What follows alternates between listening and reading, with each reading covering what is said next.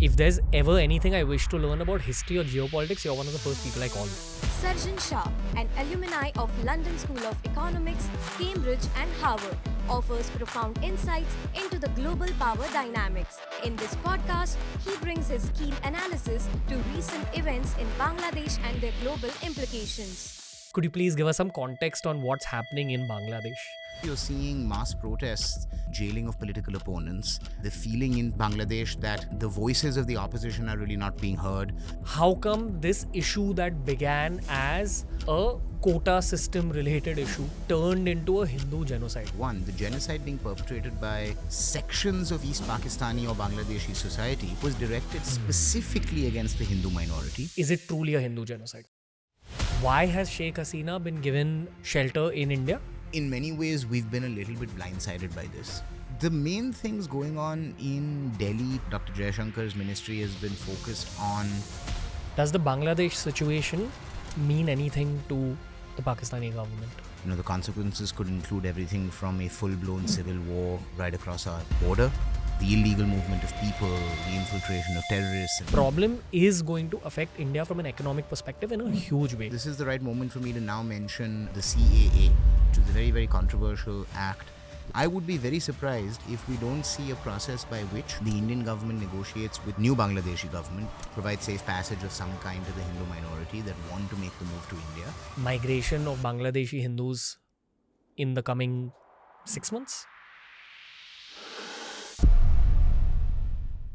Another geopolitics special of TRS. Sarjan Shah is someone that I turn to when I want to learn more about a certain historical topic or a certain topic related to geopolitics. This is only his debut on TRS. I promise you there's at least 50 episodes within this person's mind. And this is only episode 1 out of 50. There's a lot more to come from Sarjan Shah. But on today's episode, we focused heavily on the Bangladesh crisis as well as the current state of Pakistan and China. I hope you enjoy today's geopolitical update on TRS.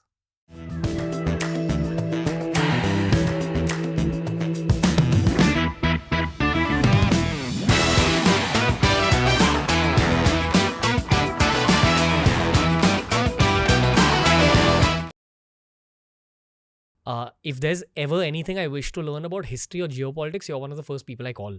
So thank you for being in our studio, and I'm glad to be taking your voice out to the world.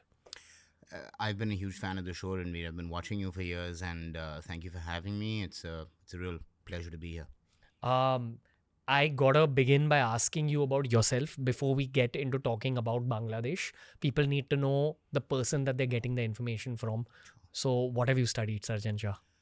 Well, born and raised as a Bombay boy and from a business family, but for some reason, since I was a very, very young boy, all things military fascinated me. And so all of the people that grew up with me, my teachers through school, knew that somewhere or the other, that was the direction that I was heading in. I ended up expressing that by studying international relations and history at the London School of Economics, 2007 to 10, which is a very interesting period in the international system for a number of reasons as well. I ended up specializing in military history in particular, public international law with a focus on the use of armed force, which is very relevant given certain things that are currently underway in the world, as well as international political theory, trying to take a slightly more theoretical approach to analyzing how our social and political systems work both domestically as well as internationally. And so that's one part of the educational journey that I've had. I know that you study multiple subjects, but would you say that geopolitics is the subject you enjoy the most? I often say that it's my actual tradecraft, and it's what I cut my teeth on as an undergrad many, many years ago. It's, I suspect, what I would have ended up doing professionally as well, if not for a number of other things that happened in my life. And so, if you wake me up at 3 a.m. and ask me what I'd like to talk about, it's likely to be strategic affairs, geopolitics, as I say, with a real focus on what people call hard power rather than soft power. Wow. Okay. Also, when we're having geopolitical conversations, it's very easy to go into the domain of conspiracy as well as non-data backed angles on what's happening in the world. And I think that that's honestly the conversation that most audiences all over the world enjoy the most, when there are these strong opinions, when there are slightly controversial opinions. It's just the nature of the human mind. I know there's going to be strong opinions, but I also know it's going to be deeply data backed. I don't know anyone else who studies as much as you do, which is why, Sarjan Shah, we got to begin by talking about this Bangladesh situation, because that's what everyone's talking about. I think that's a great starting point for a larger geopolitics oriented conversation. But I have a couple of questions. The first question is, could you please give us some context on what's happening in Bangladesh? Sure. And the second question is that, is it in any way linked to what we're seeing happening in the Gulf, in Israel, Palestine? Is it in any way linked to what's happening in Ukraine? Is it in any way linked to what's happening in America? Because Sheikh Hasina said something pretty controversial this past week. So, Sarjan Shah, over to you. Give us the story. Look, in many ways, what's happened is not surprising. And so before I address Sheikh Hasina's specific comments, I guess I would point to the general failure of the decolonization movement all over the world by pointing to India as the rare success story. The decolonization movement, as in post World War II. Post World War II, as a number of Asian, African nations were driving towards independence, you effectively had the birth of a number of nations that were under-equipped, under-resourced, and had a set of systemic structural challenges that most democratic experiments have largely failed to address, which is why I point to India as the sort of powerful exception to the rule, where given the opening circumstances that we had, a large, fairly uneducated and poor population that had very little experience with democracy, relatively low governmental effectiveness as well back in 1947. I mean, we were just a poor country, not much by way of natural advantages in this process of nation building or this project of nation building. Now, the reason I give you the example of India as the exception that proves the rule is that the fact that we've managed to sustain democracy for 75 plus years, and the fact that we've managed to, through our own ups and downs, managed to build a relatively prosperous nation today, with, of course, continuing issues, social, economic, political, etc. But overall, I think that we believe that we're a success story. But you look around yourself, right? I mean, look at just the rest of the subcontinent. Look at just what the British left behind. And you have Pakistan on one side, you have Bangladesh on the other, and you have Sri Lanka to the south of you. All these three, outside of the specifics, are examples of nations that have effectively failed to build up the necessary national power and national capacity over the last 60 or 70 years to be able to continue to have sustainable democracy. Just a quick history of Bangladesh for the context of what's going on right now. Obviously, most of your viewers will be aware that thanks to Indian support and intervention, Bangladesh was birthed in 1971 as a very unique and powerful example of humanitarian intervention, because India went in, ended the genocide being committed by the West Pakistani army, but then quickly within 3 months of the Pakistani surrender also withdrew, which allowed Sheikh Mujibur Rahman, Sheikh Hasina's father, to very quickly establish a modicum of governance in erstwhile East Pakistan. So they managed to establish a constitution within a year, and he really tried to usher in a secular form of government into what was otherwise, really as a vestige of partition, meant to have an Islamic identity in East Pakistan. If you consider the fact that the father of the nation, just like in India's case, was assassinated shortly after independence in 1975, Sheikh Mujibur Rahman was assassinated in a coup, and in a military coup. And the reason I draw this is, you just think in the back of your mind about the parallels with Pakistan, right? Country is born, few years of so-called democratic or civilian rule, and almost immediately you have a military coup. Mujibur Rahman and the vast majority of his family are murdered, and you have a number of years of really a authoritarian form of army-led rule. After which you have a return to democracy a number of years later, and then Sheikh Hasina, as one of Sheikh Mujib's sort of surviving daughters, comes back, becomes prime minister, and she's really had more or less control of Bangladesh for the last 15 odd years before these recent events. But the point I'm really trying to make is, you never had in Bangladesh the level of economic development, the level of social integration, the level of, the development of institutional strength to be able to sustain this. And so the fact that you're seeing mass protests in the here and now, yes, there could be proximate causes, which are driven by animus from other countries. But for the most part, I would point to the long duration of her rule, the jailing of political opponents, the feeling in Bangladesh that the voices of the opposition are really not being heard, and real frustration at the level of the civilians at their day-to-day lives, which I think is or should be unsurprising, given their socioeconomic situation. Okay, so many tangential questions. Should we actually cut to 2024? Because I have a lot of questions about history, and we'll keep entering history through modern day context. The narrative we're getting in India because of social media is that there's a Hindu genocide going on in Bangladesh. What's the truth behind that statement? Two, how come this issue that began as a quota system related issue turned into a Hindu genocide?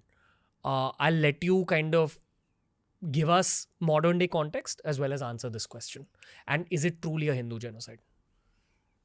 Look, the word genocide actually has specific legal implications in public international law. But is there currently violence being committed against Hindus as a result of these protests and the ouster of Sheikh Hasina? The answer is categorically yes.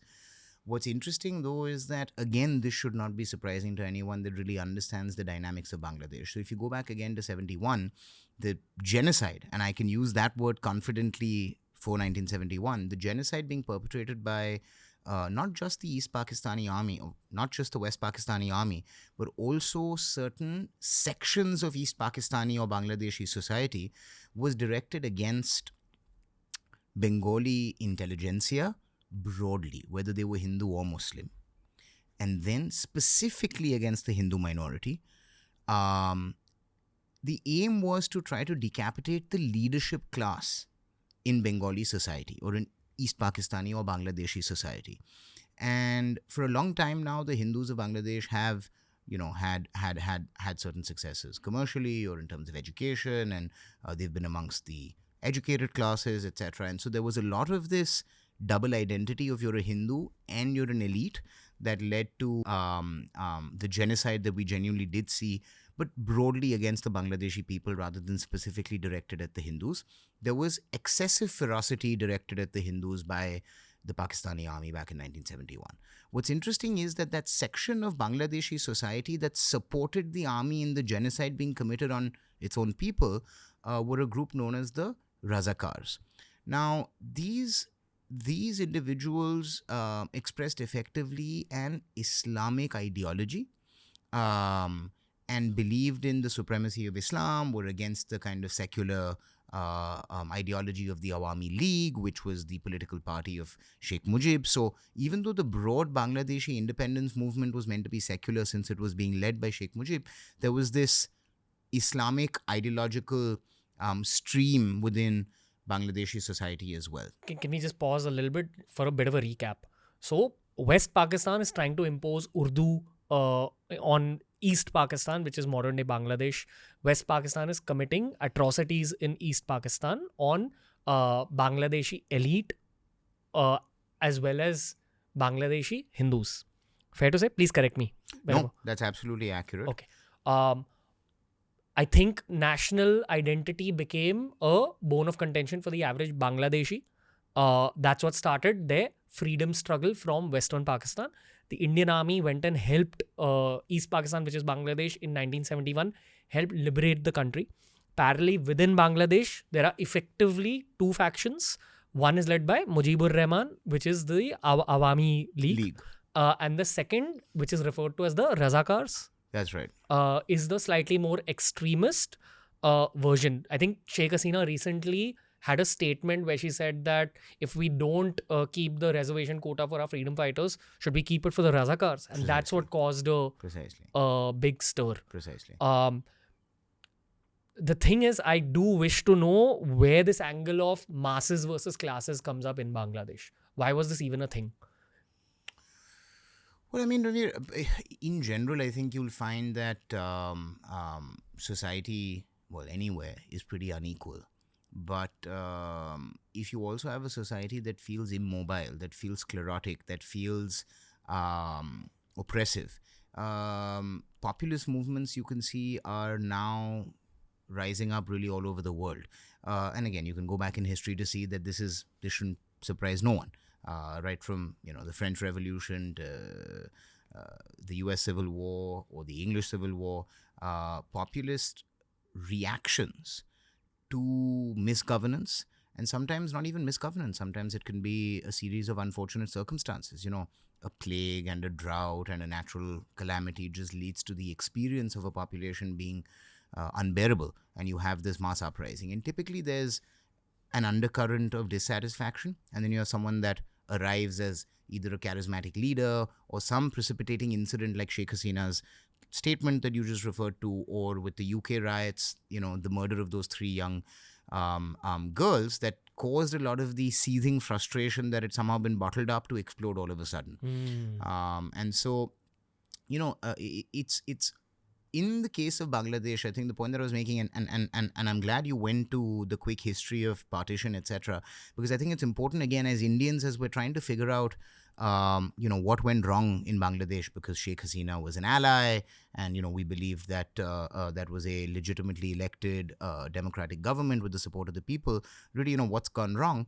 I'll point to a couple of things. I mean, note first that during partition, East Pakistani population obviously had a sufficiently powerful Muslim identity to want partition.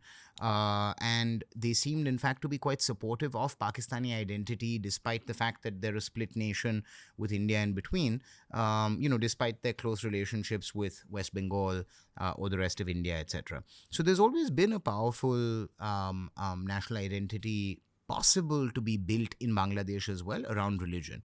It was only truly oppressive policies from the West Pakistanis from 1947 till the 1960s and leading up to 70-71 that kind of forces the hand of the East Pakistanis or the Bangladeshis to recognize that, look, not only was partition important perhaps from a religious identity perspective, but we now need to seek our own independence, our own autonomy from a ethno-racial perspective, because the West Pakistani Punjabi elite effectively views us as second-class citizens within our own country. That didn't necessarily mean that the East Pakistani population was very pro-Indian or very pro-Hindu or very secular. You see, so a lot of this ends up getting confused in the minds of Indians because we've gone and helped liberate Bangladesh. There's almost a sense that there must be such gratitude in Bangladesh for their Indian support. But just note what's happened in a matter of days, right? You have a 15-year government that has, fallen overnight. You have not just that, but Sheikh Mujib's old house having been burned down that had been converted to a museum. You have also the destruction or the vandalism of the famous statue in Dhaka that commemorated the surrender of the East Pakistani army, which in many ways is commemorating the birth of Bangladesh. So what exactly is the ideology that is expressing itself on the Bangladeshi streets today that seems to almost hate everything to do with the birth of Bangladesh itself? And so that obviously is a question that only time will answer in terms of, which government actually forms and how that government runs itself and what governance looks like in Bangladesh. I think it's fascinating that Mohammed Yunus has been announced as a, provisional leader of Bangladesh because he's had a storied career in the West and he's had a storied career in academia and has obviously revolutionized microfinance and all of that. But to what extent is he a man that can control the rabid crowds that, have been roaming the streets of Dhaka and other parts of Bangladesh remains to be seen. Okay. I think Think School made a video on Bangladesh where he spoke about how in 1971 there was also a refugee crisis that India had to face. Of course. And we're likely looking at another refugee crisis at this point. But the thing is, in 2024, it'll cost us upwards of $700 million a year to be able to handle that influx of refugees. So this problem is going to affect India from an economic perspective in a huge way. We just need to anticipate that. You're absolutely right. I mean, we weren't addressing the 71 conflict in detail, but yes, absolutely, we had a terrible refugee crisis in 7071. India was a very different place back then. That we were barely able to feed our own people. So to be able to handle that level of influx of refugees back then was truly debilitating. And so, in many ways, our humanitarian intervention in Bangladesh was also born out of necessity. That said, I'll draw two distinctions with the scenario in 2024. One is that I would be surprised if there's a general influx of the general Bangladeshi population, because there doesn't seem to be the East Pakistan, West Pakistan dynamic, obviously, anymore, where there's a genocide being committed effectively by Punjabis against Bengalis, which is what was going on in 71. And instead, I think what you might see, which again should be unsurprising, is the draining of the minorities from Bangladesh, right? I mean, so again, if you look at the statistics on minorities in Pakistan in 1947 versus today, you see it's a pretty steady, one would say even rapid decline in the percentage of the population that is minority. And I think you've seen a similar thing already happen in Bangladesh over the last 20 or 30 years. And you see that accelerate dramatically. And needless to say, those minorities will seek shelter in India. And so, to the limited extent of the minorities, I think that yes, we should expect some influx, which I think, this is the right moment for me to now mention the CAA, which was a very, very controversial act, the Citizenship Amendment Act, which, I think ended up being viewed as some sort of, Hindutvavadi, almost a form of religious discrimination. But I think that that's a misreading of the act. And what's happening in Bangladesh right now is a great live example of how much foresight there was actually in establishing that. Look, what does CAA do, Ranveer? I mean, fundamentally, if you read the text, it's very simple. Firstly, it doesn't address Indian citizens at all, which I think is an important clarification that I would love for your audience to understand, to the extent that they haven't, I'm sure people will be aware of the controversy to do with CA and NRC, etc. It doesn't address Indian citizens. So any question of there being any kind of discrimination against Indian Muslims is out, because it just, doesn't apply to us, as it were. It's an act that applies to religious minorities in South Asia. So it's India taking on a little bit of that, Big brother. Exactly. And saying, look, we know what's happening in Afghanistan. We know what's happening in Pakistan. We know what might happen in Bangladesh. We know to a certain extent through Maoist takeover what might happen to the Hindu kingdom of Nepal as well. And, in fact, the example of the Chinese in Tibet. And so, what CAA does is it creates a list of these religious minorities and says that if there is persecution on the basis of religion that is occurring in our neighborhood, India will be a safe haven for those religious minorities in those countries. And so now, given that, Islam is not a religious minority in Afghanistan, Pakistan, or Bangladesh, of course, Muslims, would find it difficult to claim persecution on the basis of religion. And so, to that extent, people critique the CAA to say, oh, look, it's excluding Muslims. But there's it's not that the law wants to exclude Muslims. It's trying to protect the religious minorities in our neighborhood. And so, in this particular situation, I would be very surprised if we don't see a process by which the Indian government negotiates with this new Bangladeshi government to say, provide safe passage of some kind to the Hindu minority that want to make the move to India.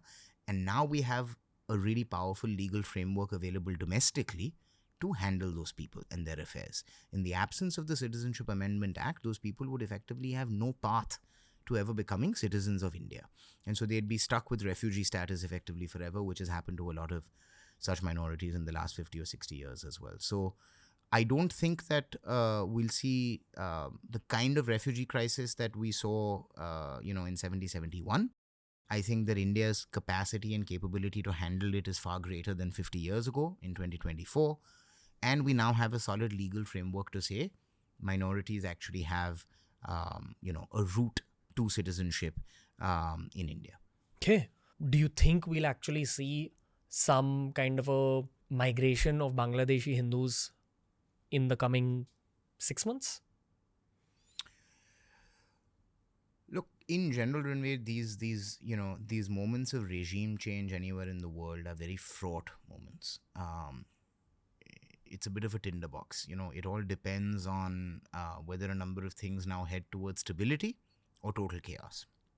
There's a number of examples globally of situations like this that end up devolving into utter anarchy in a country, with the rise of warlords and criminal gangs, and the writ of the state starting to reduce to the major cities, and entire parts of the country kind of a live example. I mean, with the in Burma, the rebels in Burma now control something like 30-40% of the territory of the country. And so that's a really, really bad outcome, right? Where you have another highly unstable nation on our other side. We already have one very unstable neighbor in Pakistan. And so, if that's the situation, then you might see a more heavy-handed intervention from India in order to really kind of actively go and facilitate the arrival of these people on a fairly short window. Like the Indian military will be sent in.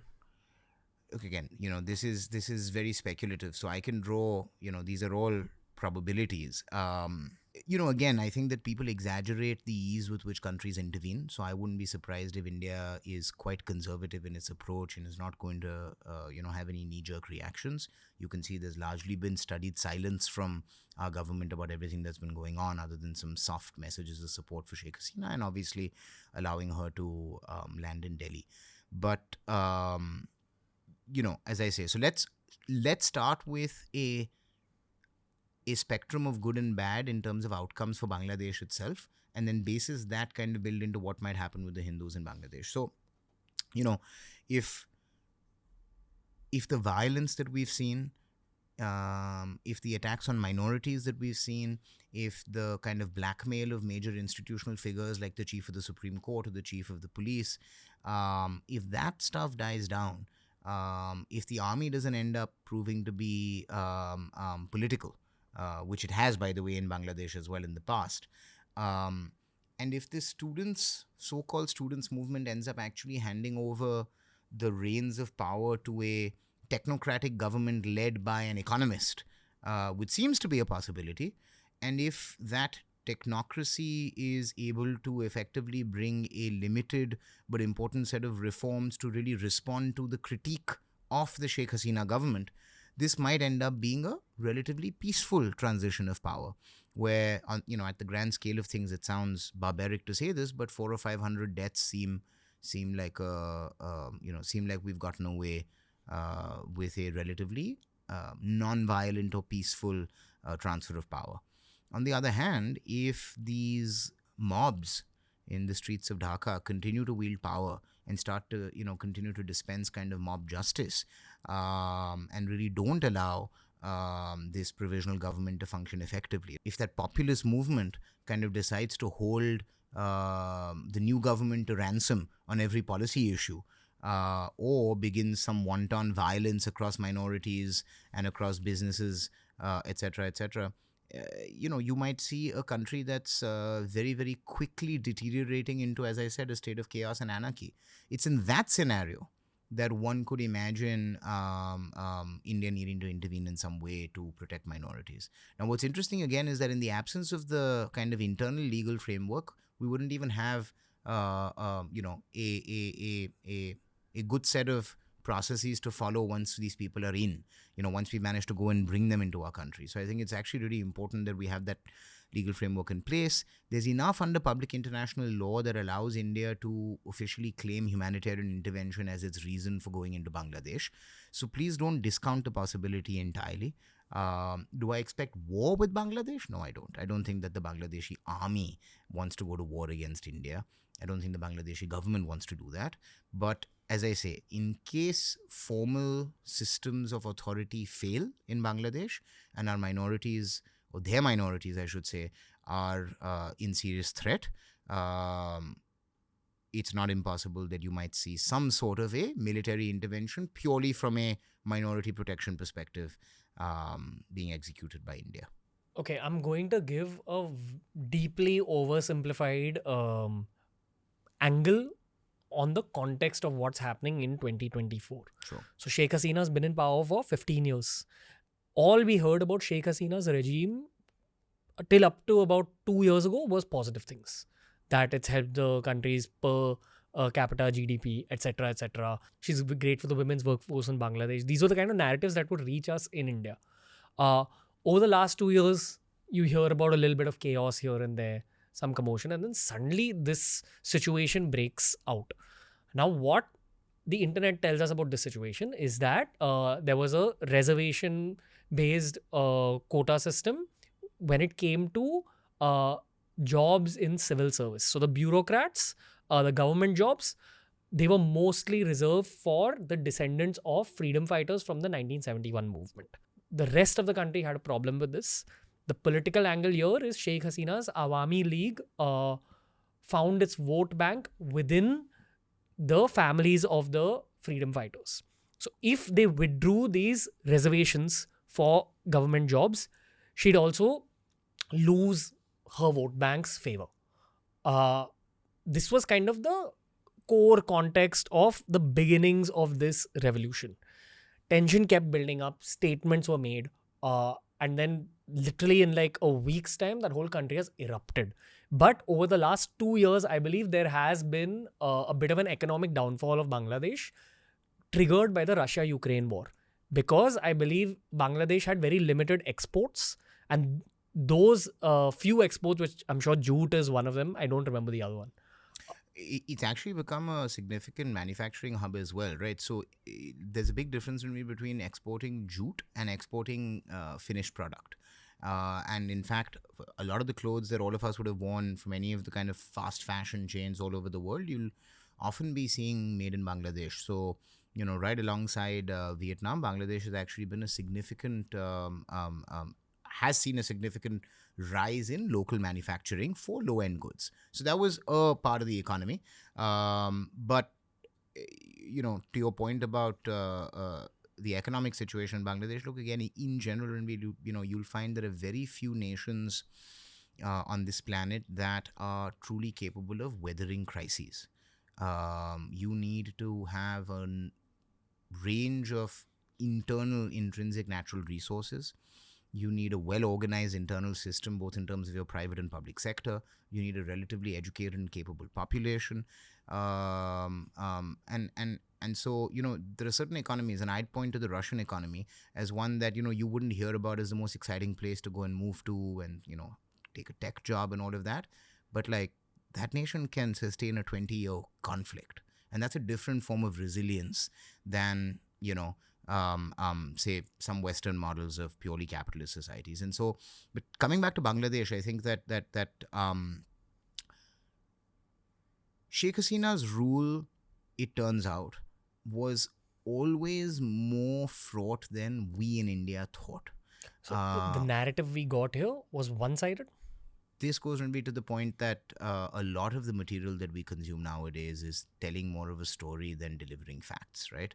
And I'm sure you've covered this with other guests, but it's becoming increasingly a challenge that each of us needs to take up ourselves to make sure that we're not ending up self-propagandizing ourselves by making certain choices online in terms of the kind of content we consume, thereby encouraging the algorithm to give us only one type of content, and subconsciously ending up stopping to question our sources. And so, the narrative in India on Bangladesh, I'll be very honest with you, my general opinion has been India's never cared enough. If you really had to critique the Indian perspective on Bangladesh, what I'd say is that it is appalling that we've managed to go and give birth to a country in 1970-71 and failed to truly exercise hegemony over it, right? And it's the same failing that we see in Nepal, where there's been a sort of, Maoist-led Chinese influence takeover. It's the same failing in Pakistan, where we've historically had no influence at all. It's the same failing in Sri Lanka, where we've, again allowed other powers to come and become as powerful and influential in our neighborhood as we have. And now we have, with the departure of Sheikh Hasina, effectively another relatively, if not unfriendly, at least not a power with whom we have deep influence. And so the big challenge from the Indian perspective is that how is it that we're unable to wield influence even in our immediate neighborhood? Okay. This is kind of an Akhand Bharat conversation. It's going in that realm. Yeah, well, I mean, that's a very, again, we need to cover public international law and the notion of sovereignty and, the fact that sort of traditional expansionist powers are really no longer the way nations operate, the way we compete, the way we wield influence, the way we, play the great game is very different from back in the day, right? It's no longer necessarily about let's launch an invasion across the border and go and take more land.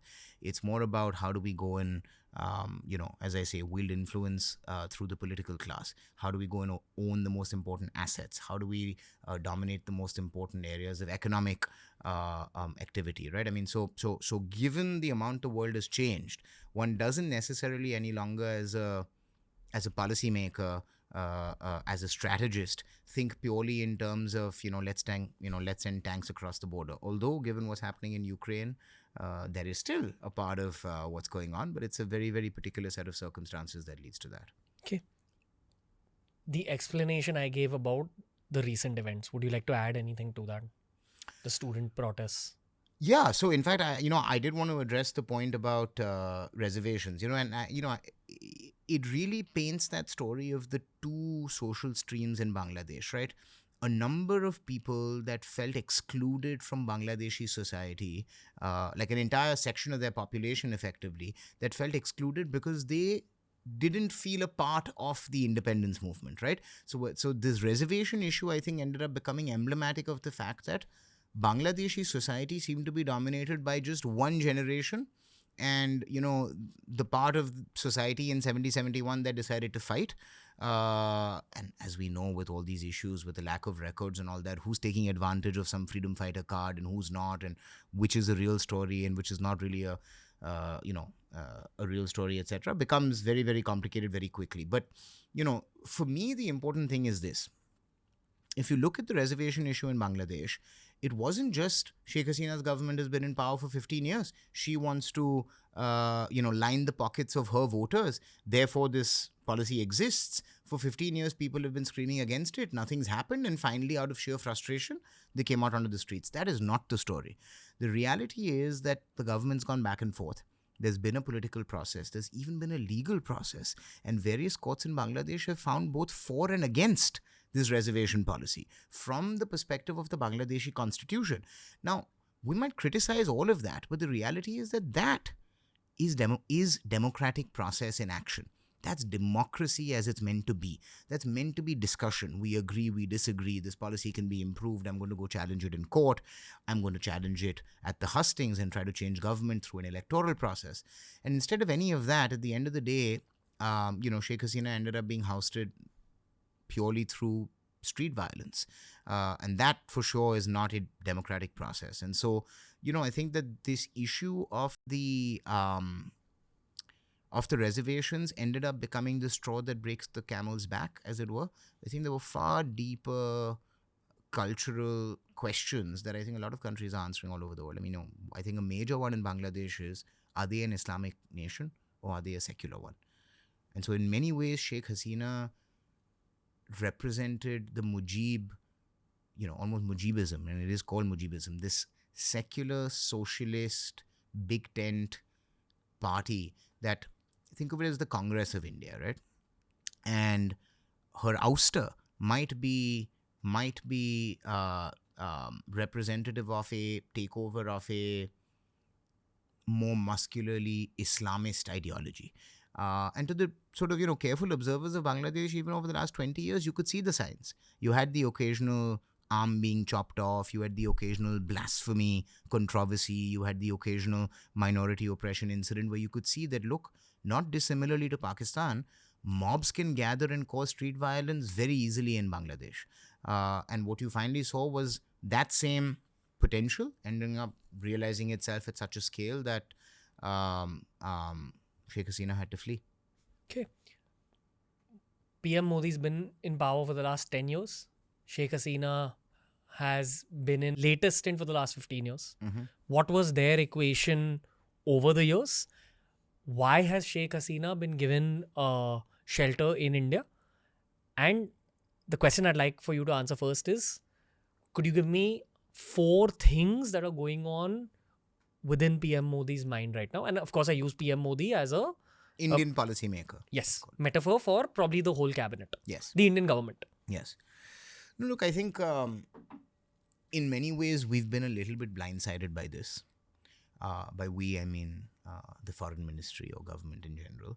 I think that we were relying on Sheikh Hasina's government being a stalwart partner for India, but I think we took it for granted a little bit. I mean, that's the only explanation I can give you, not being a policymaker myself, that given the importance of Bangladesh if it goes badly, but the lack of importance of Bangladesh if the status quo is maintained, there was insufficient attention being paid by Indian policymakers to these issues in Bangladesh. And so all of a sudden, we're kind of left with this, I think, slightly shocked position of like, oh my God, this happened as quickly as it did. Because I think India and, Dr. Jayashankar's ministry has been focused on bigger fish to fry, as they say, right? So they've been focused on a lot of other policy objectives that they've had, and Bangladesh, I don't think, simply merited as much attention as now we realize it might have required. The main things going on in Delhi today, given what has occurred, is, what I would call scenario analysis, right? So what are the various scenarios that could occur in the next few months in Bangladesh, from good through to disastrous? What will the first, second, third, fourth, fifth order consequences be basis which scenario occurs? And what, therefore, should the Indian policy response be accordingly? And I think there's definitely concern that, India can ill afford a highly unstable neighborhood. The neighborhood is becoming increasingly unstable now in all directions. A lot of nationalistic views, and I'm nationalist, but a lot of nationalistic views end up sort of feeling a sense of satisfaction with bad news coming out of Pakistan, for example. We really shouldn't, because the single most dangerous outcome for India is true societal collapse in Pakistan, in Sri Lanka, in Bangladesh, or in Nepal. True societal collapse inevitably is going to end up being a negative for India.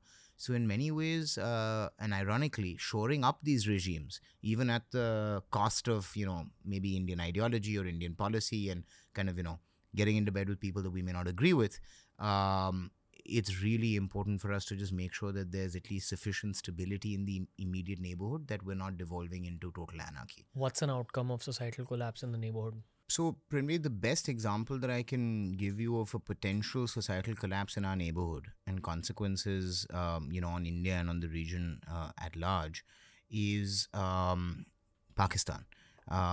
Consider the current status in Pakistan. You have a Pakistan that in many ways is on the brink of societal disaster. If you pay attention to what's going on in that country, you've got the rise of regionalism, Sindh, Balochistan, Khyber Pakhtunkhwa, the Northwest, Gilgit-Baltistan, and then Punjab. And in many ways, Punjab has been the source of elite power in Pakistan. Punjabi society has typically dominated mainstream Pakistan. And so you can see a path towards social disintegration in Pakistan and the breakup of the nation quite realistically. And given more than anything else that Pakistan is a nuclear power, that is an absolute disaster, I would say, at a global level, not just a regional level. The consequences could include everything from a full-blown civil war right across our border, which would inevitably leak through the porous border in Rajasthan, Punjab, and Kashmir, cause real instability in our border states. Typically, instability right next to you means criminal gangs, smuggling, the illegal movement of people, the infiltration of terrorists and bad actors starts to become increasingly problematic. And so in many ways, having a stable regime across the border is the single greatest protection you can have from effectively having leaked instability coming into India as well. The narrative that I've received on the show until this point in the whole podcasting journey is that Pakistan's always been difficult as a neighbor when it comes to India. So are you saying that perhaps in the next 5 to 10 years, with the increasing instability in Pakistan, they're going to be an even worse neighbor? Yes, unfortunately, and this is truly ironic, but as Indians, we should really be hoping and praying for the success of Pakistan. Because in 2024, they've ceased to be a serious threat. The fact that we allowed them to develop nuclear weapons back in the 70s and 80s, and they tested soon after us in the 90s, is one of those great generational failures of Indian foreign and security and strategic policy, which has sort of permanently established a nuclear deterrent vis-a-vis Pakistan. It's really tied our hands in terms of the policy responses that we have available to us. And so the Pakistani strategy for a long time has been use the nuclear umbrella to blackmail India into being unresponsive to the death by a thousand cut strategy that they're pursuing through asymmetric warfare. You'll have to break that.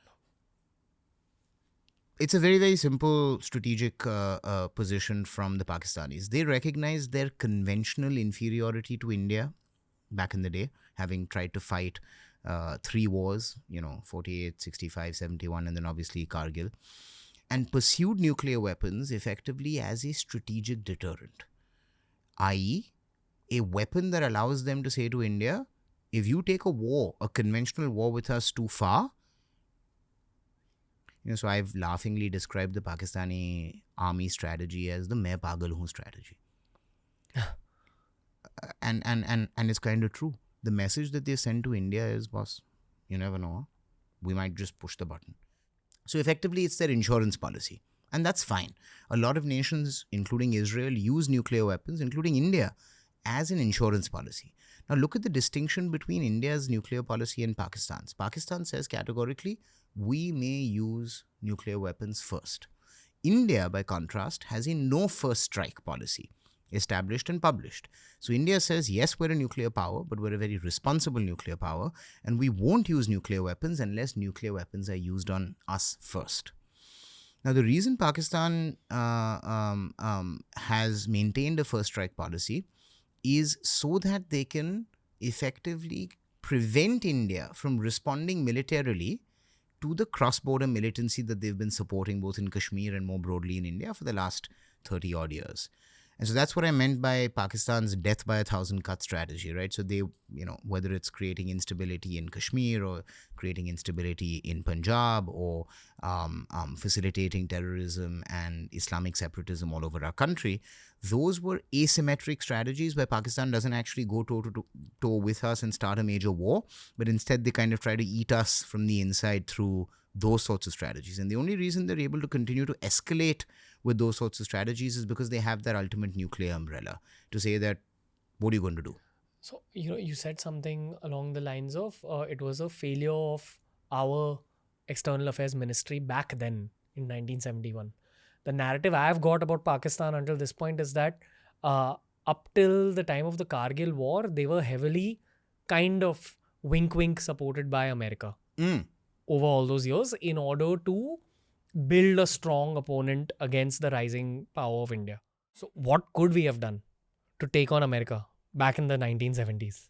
Yeah, I mean, okay, so there's a lot to unpack in that, right? So, and we might actually be able to come back to Bangladesh as well, because that's an example of where India did do something despite American opposition. So, again, you're absolutely correct. In the early years after the independence of India and Pakistan, Pakistan ended up becoming very close to the United States at a strategic level, at a military level, and received significant amounts of economic aid as well. India was formally non-aligned, but was quite close to the Soviet Union. Nehruvian policies had a little bit of a socialist tinge to them, which made them quite unpopular in the West and quite popular in the Soviet Union. And what that led to, of course, was a rapid rise in Pakistan's economic outcomes. If you look at the first 10, 15, 20 years after independence, you actually see the Pakistani economy outperforms the Indian economy by leaps and bounds. Pakistan started to consider itself to be a technologically advanced military, a capitalist society, an economic powerhouse. They were really enjoying American patronage. The context of American support to Pakistan is very much driven by the Cold War. They saw India as a pseudo-socialist Soviet Union leaning power and felt the need to balance off by having a major ally in the subcontinent that they could call their own.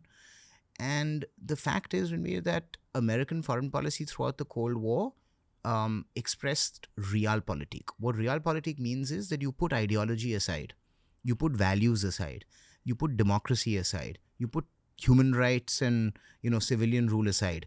You sort of stop caring about everything that America represents from an ideological or values perspective and focus only on outcomes. So the Soviets have invaded Afghanistan in 1979. The Americans want to figure out a way to respond. The only nation that's available and willing is Pakistan. And so it is a very tactical thing that we need Pakistan to be an ally because we want to be able to interfere with the Soviet occupation of Afghanistan. Hence the creation of the Mujahid groups, hence the funding received from the United States and Saudi Arabia, hence effectively the creation of the modern day Taliban. The Taliban is effectively the name given to the organization that was formed by the Afghan freedom fighters who, with American and Pakistani support, ended up fighting off the Soviet Union between 79 and 89. And so, you're right, there is a history of American patronage to Pakistan. There's also equally an uncomfortable history of diplomatic awkwardness between India and the United States for exactly that reason. A lot has changed since the end of the American intervention in Afghanistan, most recently, because sort of round two of Pakistan becoming a mission-critical partner for the Americans started after 9/11, when the Americans had to kind of go back into Afghanistan, and this time themselves. And Pakistan ended up becoming a key ally in America being able to prosecute their war in Afghanistan. The most fascinating aspect of that period in history when the Americans were in Afghanistan, so think from 2001 till they left a few years ago, was the double game that the Pakistanis were able to play. They were effectively able to, on the one hand, say we're mission critical to your operations in Afghanistan, and at the same time were able to funnel a part of the funding that they were receiving to support American troops in Afghanistan to organizations like the Haqqani Network and certain parts of the Taliban that enjoyed safe haven in Pakistan. So fascinatingly, the US-Pakistani relationship itself has become quite complicated for that reason, because American policymakers ended up realizing that, yes, we need the Pakistani establishment in order to be able to support the troops in Afghanistan, but at the same time, it's clear that our main enemy in Afghanistan, the power that has prevented Afghanistan from actually being reconstructed and transforming itself into a secular society, effectively the power responsible for the failure of the American mission in Afghanistan is also Pakistan. Even more ironically, Ranveer, since the departure of the Americans, Pakistan has suffered dramatically the consequences of their own actions in Afghanistan. So, what you see in general is the tactical use of religious fervor, whether by the Americans when they wanted to have Mujahids fighting the Soviets, or whether by the Pakistanis when they wanted to, cause problems for the Americans in Afghanistan. If you end up supporting extremist ideologies, those ideologies often can come back to cause you serious problems. And that's exactly what the Pakistanis are now experiencing, where in their border regions with Afghanistan, they're rapidly starting to see the establishment of a Pakistani Taliban.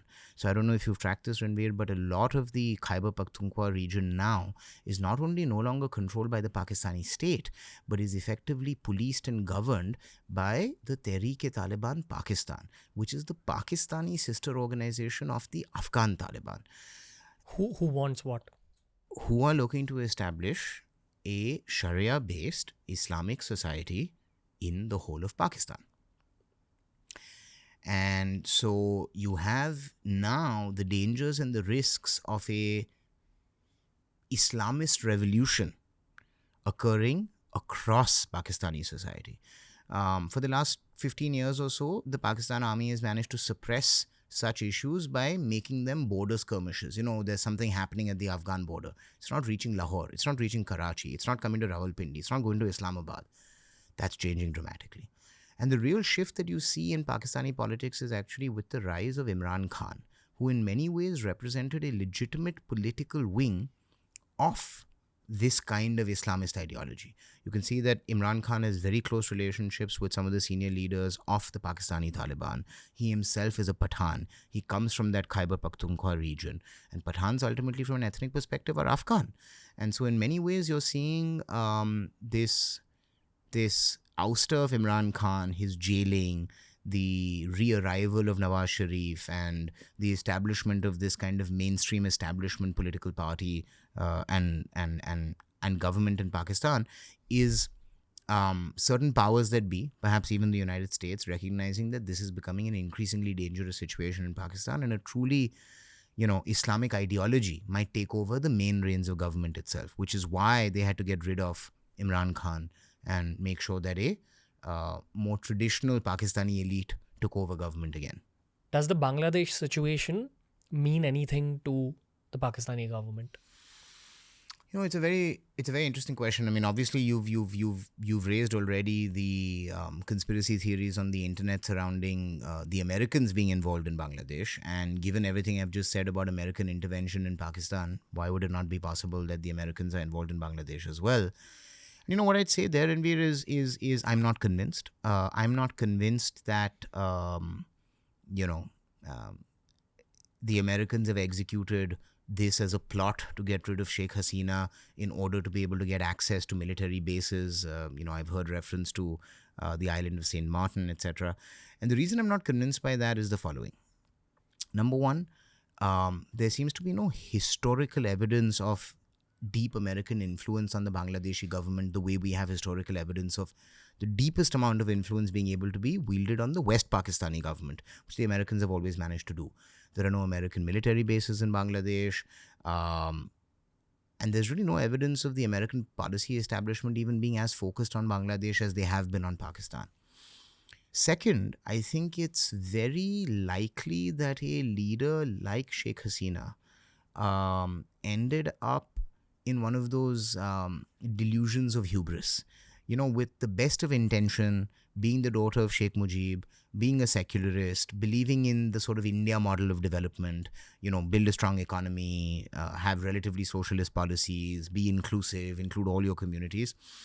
She would have had all of that, I think, as genuine intent. I think she was a sincere Bangladeshi national in the mold of her father.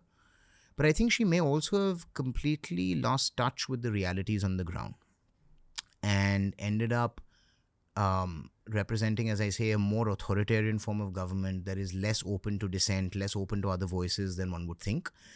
And so the fact that she ended up unceremoniously being kind of booted out of the country with only 45 minutes to get onto a plane, I'm not surprised that a leader who has ruled a country sort of with an iron fist for 15 years would look for herself a conspiracy theory to justify how this has happened.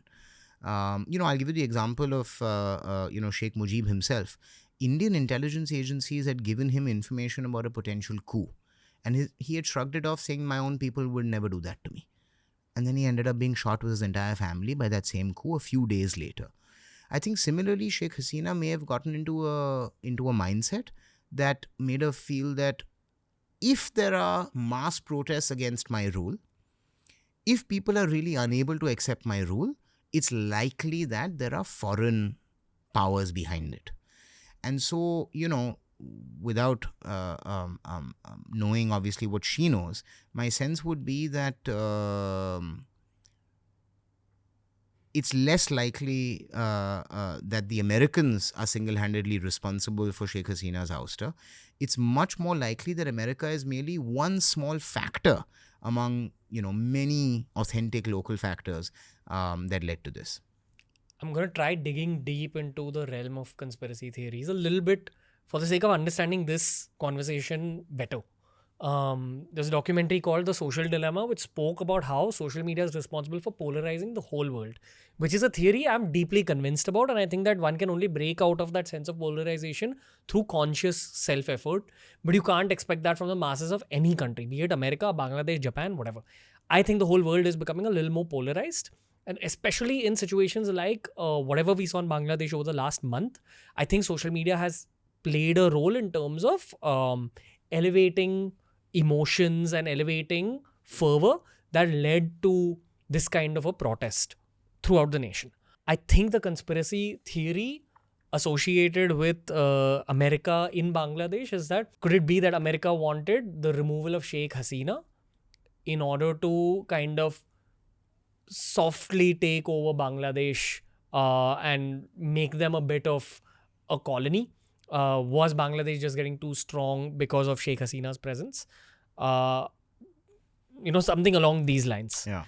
Therefore, did America affect the social media within Bangladesh to escalate that situation? Yeah. This is not my thought process, but this is where the conspiracy theories arise from. No, you want to talk about St. Martin's Island? Anything? No, so look. Firstly, I mean, there's no doubt that the power of technology today has allowed for spontaneous transmission of inflammatory material to lead to sudden social upheaval. And you see this with the number of revolutions over the last decade that have occurred in Egypt, in other parts of the Muslim world, in Ukraine in 2014, and in Bangladesh today. So there's definitely a role that can be ascribed to the fact that, before the rise of social media and tech that really allows for an idea to spread like wildfire, virality as we talk about, it was difficult to just get the message across. You almost had a natural dampener for these sorts of social upheavals, that people just wouldn't hear the message at the scale and at the pace that you need for true social upheaval to occur. Now you've got that ability, right? You've got the tools that if you get the message right, and if there's some existing frustration that you're tapping into, you can cause a poor, uneducated population to resort to extremes and to violence. That said, let's test the theory, right? Let's be open to the theory that the Americans have gone out of their way as a matter of policy to influence the way this tool of social media is being deployed in Bangladesh to cause the ouster of Sheikh Hasina for some strategic purpose, right? Could we first talk about the possible strategic purpose? Exactly. And so the way I was going to test whether or not, that's a likely possibility is to ask myself, what could America's strategic purpose be? And how much of a priority would that strategic purpose be, right? I mean, is this like a top 3 thing that American policymakers are thinking about, like what's going on in Bangladesh, or is it not? And I mean, my first answer is, especially given what's going on in the world, I really doubt anyone high up there in the US government was paying attention to what's going on in Bangladesh.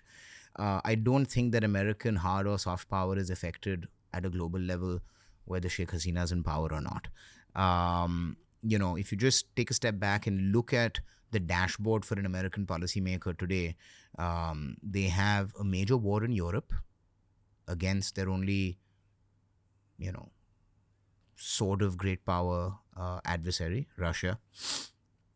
They have an incredibly unstable Middle East. Again, a tinderbox waiting to explode, especially given recent events over there. And in Asia, they have a resurgent China that in many ways didn't enjoy significant influence in Bangladesh precisely because of Sheikh Hasina. So it is the Bangladeshi opposition that actually, one could argue, has closer ties to the Chinese rather than Sheikh Hasina, who clearly had much closer ties to the Indians. And so this is again pure speculation, because I'm surely not an American, foreign policy maker.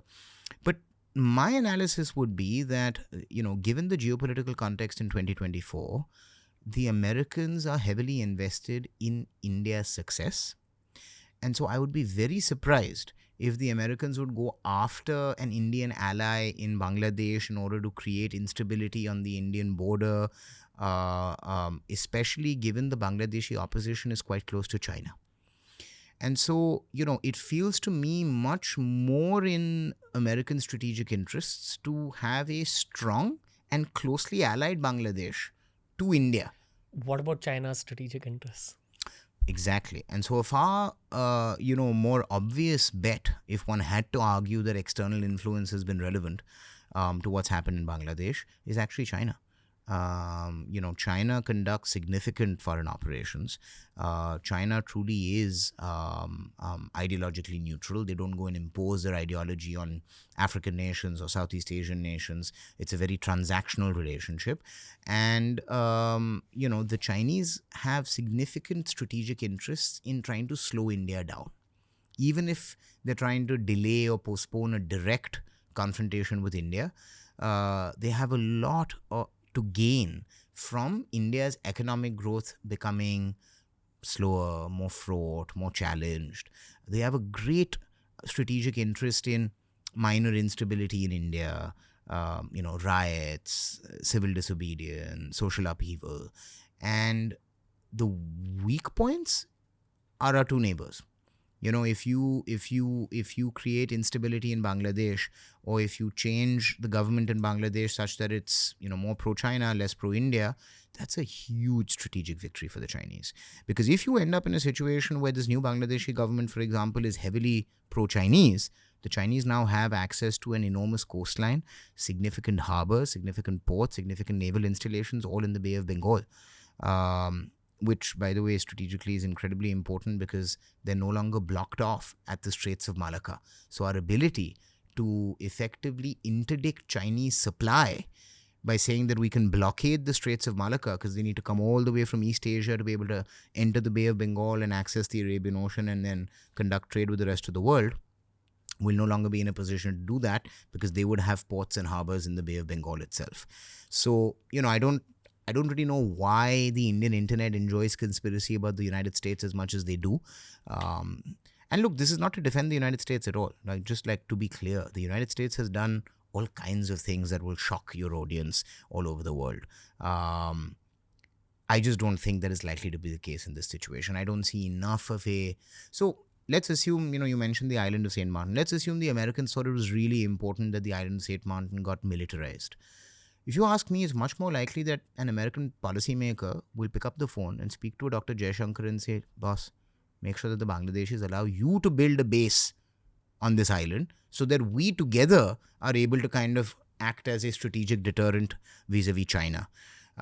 It's much less likely that the Americans would say, let's destabilize the entire nation so we can end up with a military base on an island. And in the meanwhile, we might have actually let the Chinese into a nation that otherwise the Indians were maximally influential in. So to me, it just feels very, very unlikely that in this case, the CIA has been responsible. And just to make sure that you understand, this is no general comment. So, for example, I'm entirely convinced that the Americans were responsible for the 2014 ouster of the democratically elected president in Ukraine. Pretty clear evidence that Western money and influence supported that popular revolution, the color revolutions, as they say. I just don't see, but you can clearly see what the Americans are going after there, right? Because it's Russia, it's NATO, it's the EU. We know the history of that conflict. The Americans are clearly involved. It's been a major issue in US domestic politics.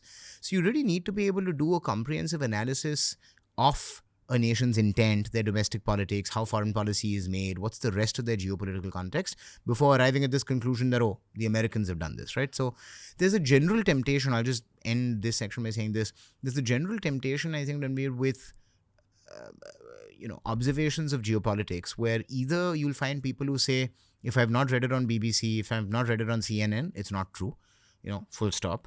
And then you've got people that are just waiting for the next conspiracy theory and saying, yes, that feels correct. And it almost feels like something in human instinct, that you've got the people that naturally gravitate towards conspiracies and people that naturally gravitate towards the opposite, saying the conspiracies are typically impossible or unlikely. What I tend to do is kind of try to create a balance between the two, right? So as I say, make sure that you're speaking from evidence, but at the same time, make sure that you accept that, look, there are things that one can speculate about, but acknowledge that those are speculations. But there's, things that seem more or less likely, and you have to be capable of balancing both of those. Okay. While we began in the conspiracy theory domain related to America, we've ended up in the conspiracy theory domain related to China, which perhaps is not a conspiracy. Yeah. Right? It's seeming evident that there is Chinese interest in instability within Bangladeshi borders? I don't need to be a Chinese policymaker to be able to say China would like to be able to dominate India's neighbors. And I don't need any more evidence than the fact that China has decided to build the China-Pakistan economic corridor in Pakistan and decided to take 100-year leases of ports like Hambantota from Sri Lanka. The only neighbor that they haven't been able to penetrate, given what they've done with the Maoist takeover of Nepali politics as well, has been Bangladesh. So it's not so much that they're going after instability. It's that they'd like to be able to wield much more influence in that society through that government. And Sheikh Hasina was a bulwark against Chinese influence in Bangladesh. Why? Well, I mean, partly historical reasons. I think that, Sheikh Hasina and her family obviously feel a lot of identity with India. I mean, Indira Gandhi was a strong, staunch supporter of her father and of a secular democratic Bangladesh in general. Sheikh Hasina is probably ideologically committed to the Indian model of development. This inclusive, slightly socialist, multi-faith,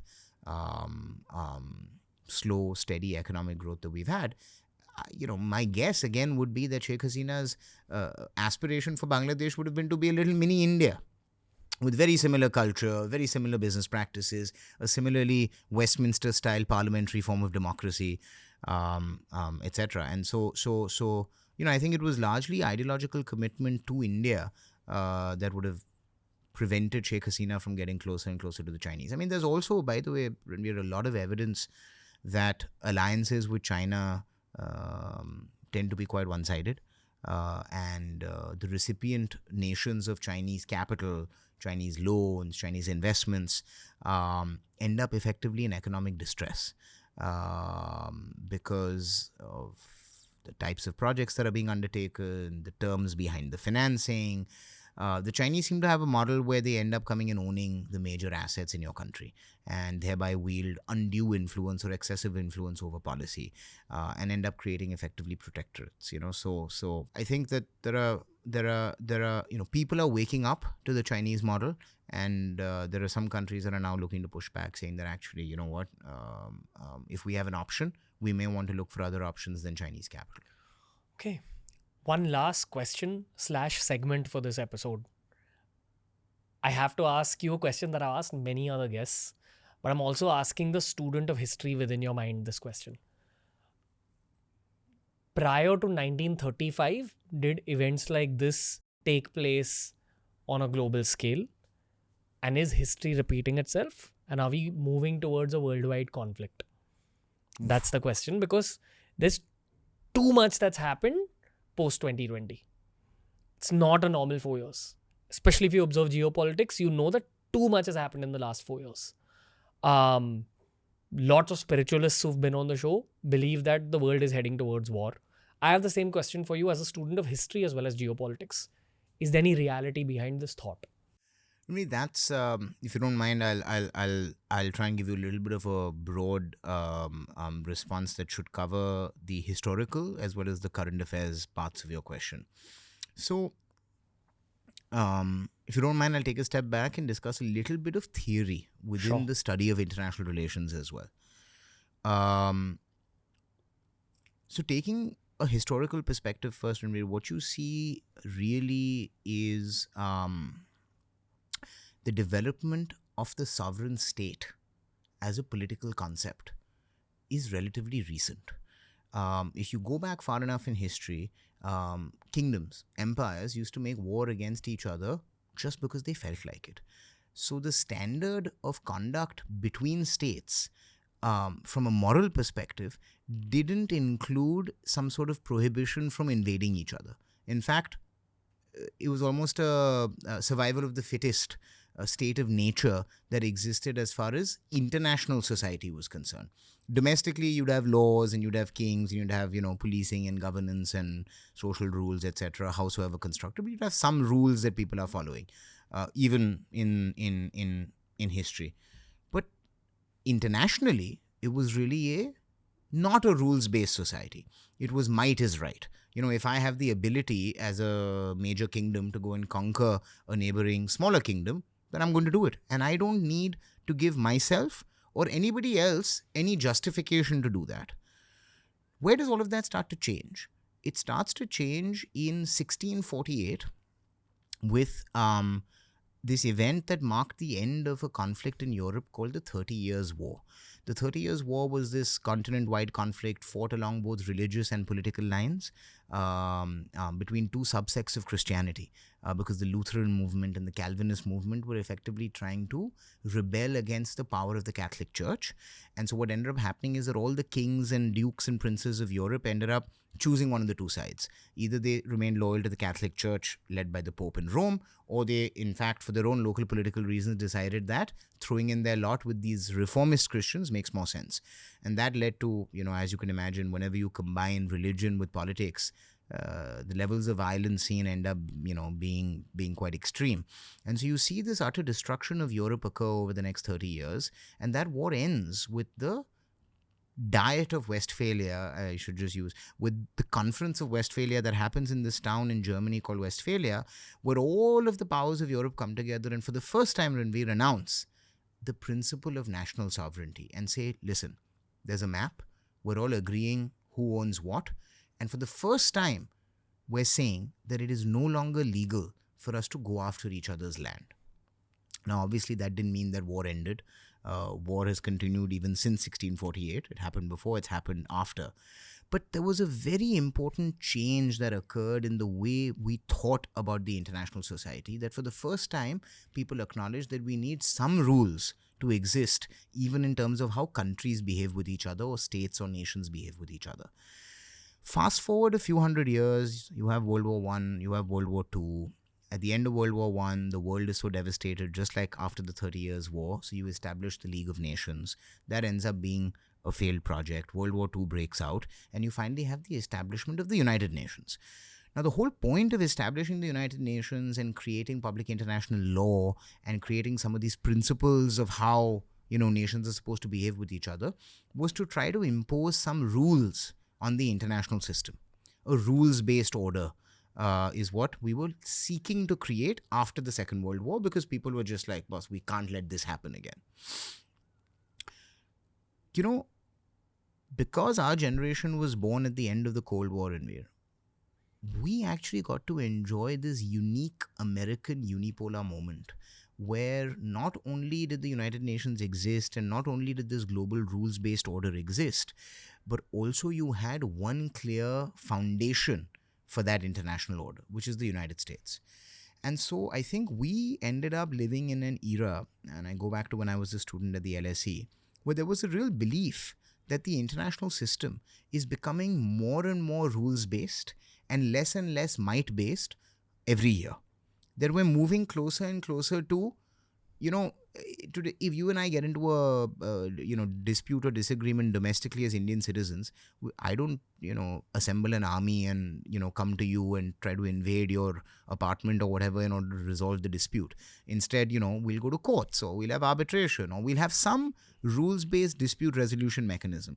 That really is what was absent in the international system, and that's what the creation of this international law and diplomacy post-World War II was meant to resolve for, so that countries feel that they have peaceful ways to resolve disputes. The challenge, of course, was always the fact that, unlike in domestic society, you have no common source of legislation and you have no common form of enforcement. We clearly are subject to Indian law. If you're in America, you're subject to US law. And there's a police force and there are courts. So it's very clear what the sources of your rules are. In the international system, there is no world court. There's an international court of justice, there's an international criminal court, but it's not universally accepted by everyone as a court of last recourse, nor is there a global police force. So even if two nations get into a dispute with each other and really disagree and end up at the ICC or the ICJ, and there's even some sort of judgment issued, how are you going to enforce? And, you have a lot of examples that I can, give you. For example, Argentina defaults on billions of dollars of debt. This happened in the 80s and 90s and stuff like that. What are you going to do to enforce? You've got investors on Wall Street that are trying to look after, go after some sort of enforcement action through international courts, and the Argentinians are just no. And so suddenly you see the limits of international law as well, because we don't have a world government. You can't govern the earth. I mean, well, in theory, one can create a one world government and all that, but that's just not the reality of the system that we live in. So those are the limits of international law. Now, the reason I've given you this broad background is I remember as a student at the LSE also believing that every year we might create more and more of an international society where not only do certain formal rules exist, but also that we feel obligated to not go to war just for the sake of it, or not use violence just for the sake of it in the international arena. Because we feel a sense of obligation that, look, there is an international society that exists. We're all a part of this, one planet. And so maybe diplomacy is the answer, or maybe conversation is the answer. Unfortunately, Ranveer, I started observing, in the early 2000s, that the reality is that we may be retreating rather than moving closer and closer towards an international society. There has been over the last 20 years a retreat of global norms rather than a development of global norms. You're seeing more and more countries feeling freedom to undertake military operations, freedom to utilize violence, freedom to interfere in each other's domestic politics. Countries feeling like, hey, actually, like, I can, elbow my neighbor and no one seems to show up to do anything about it. And so, it's been a very, very complex process, including technological change, global economic change, the rise of new powers like China and India, in many ways, the weakening of American empire globally. But what you're seeing now is the world being categorically at its most unstable, I would argue, since the end of World War II. And the reason I say that is that despite the fact that the Cold War was responsible for a lot of hard conflict all over the world, there was still a fundamental logic or structure to it, where you had these two superpowers and they knew at the end of the day that we don't really want to create a total conflict. And so conflicts ended up remaining quite controlled, quite limited. There's a conflict in Vietnam, okay, it's in Vietnam. There's a conflict in Afghanistan, it's in Afghanistan. Russia or the Soviet Union and the United States were never going to allow for a global conflagration to occur. And between the two of them, they had the ability to wield influence sufficiently all over the world that they were in a position to police the world. For the last 20 or 30 years, in theory, America has been single-handedly in a position to police the world. But the reality is that the limits of American power are being tested. Micro conflicts are becoming major conflicts all over the world, and we can go through a list of them. And powers are increasingly showing willingness to undertake conventional warfare despite this international rules-based system.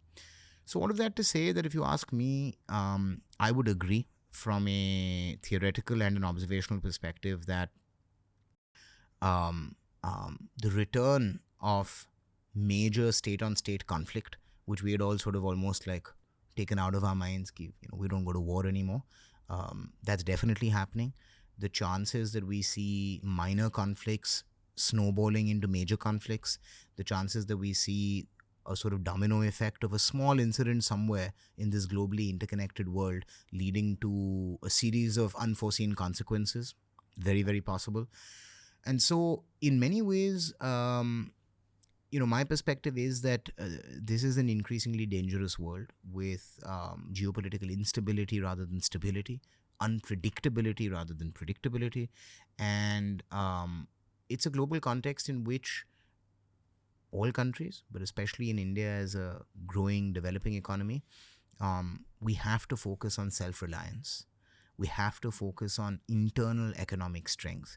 We have to focus on the ability to create strategic space for ourselves and not end up being vulnerable to incidents and events that are external to us. Ranveer, I think we're also going to have to make a choice as Indians on whether or not we're open to alliances. Because one of the things that India has maintained for a long time is partnerships, pragmatic, issue-based partnerships with potentially anyone and everyone. But we've really tried to steer clear of formal alliances because we believe that it ends up reducing our freedom of maneuver on the world stage. I think that's going to be a difficult position for us to maintain going forward. And a day will come when we're going to have to choose effectively between, if not two, then maybe three sides. But I can see a world that starts to break up into two competing systems. And we really are a swing state in that sense, right? A major state that's not clearly aligned to the West and not clearly aligned to the Russia-China axis that exists as opposition to the West. So, What's the third pole?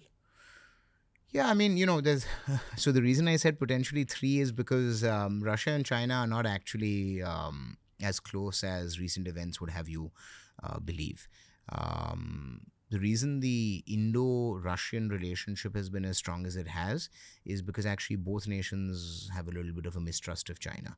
And so in many ways, the closeness of the Russian relationship with China today is driven by the fact that the West has sort of pushed Russia into a corner rather than Russian willingness or desire to, work very closely with China.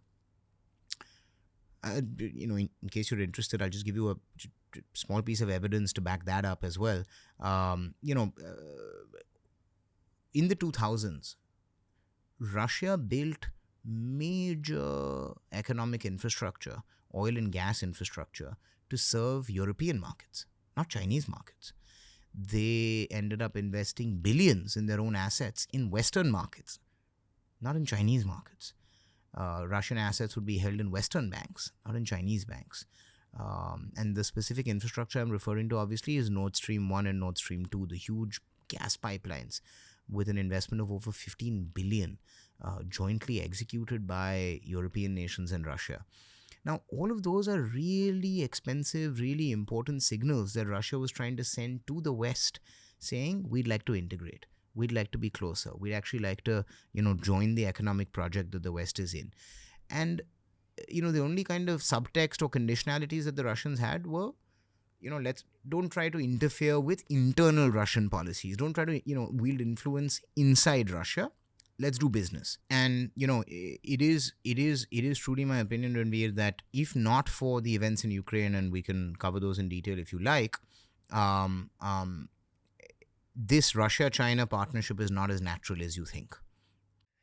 I think that's a good end for this particular episode because there's a lot to unpack with you. I know you off camera as well. And we've gone into all kinds of domains when it comes to conversation. For me, this was just your debut on TRS, and we had a very relevant topic to speak about today, which is why thank you for being on your first episode of the Ranveer Show, Sarjan Shah. I'm glad I got to take your mind out to the audiences, and we hope to have you come back on the show very soon. Thank you very much, Ranveer. It was a real pleasure. Thanks. The next time we'll be unpacking much more of geopolitics and much more of history. Keep in touch with the comment section on this episode because there's a lot of questions that people will have for you. Pleasure. Awesome. Thank See you. soon. Thank you, Ranveer. Thank you. That was the episode for today, ladies and gentlemen. Unfortunately, I think we live in a time where we need a geopolitical update every 2 to 3 months. That's the unfortunate state of the world currently. We're fortunate enough to have people like Sarjan Shah, Abhijit Chavda, Palki Sharma, who've all been on TRS. I put Sarjan Shah in that same category because I know what it's like simply hanging out with Sarjan Shah. I know what it's like simply learning from him, understanding his understanding of multiple subjects. We're going to be creating a lot more with this gentleman. Please send in your topic recommendations, your episode recommendations. Lots of history-oriented episodes to cover with him as well. History is going to be making a huge comeback on TRS, and the geopolitical episodes will always be present on this show.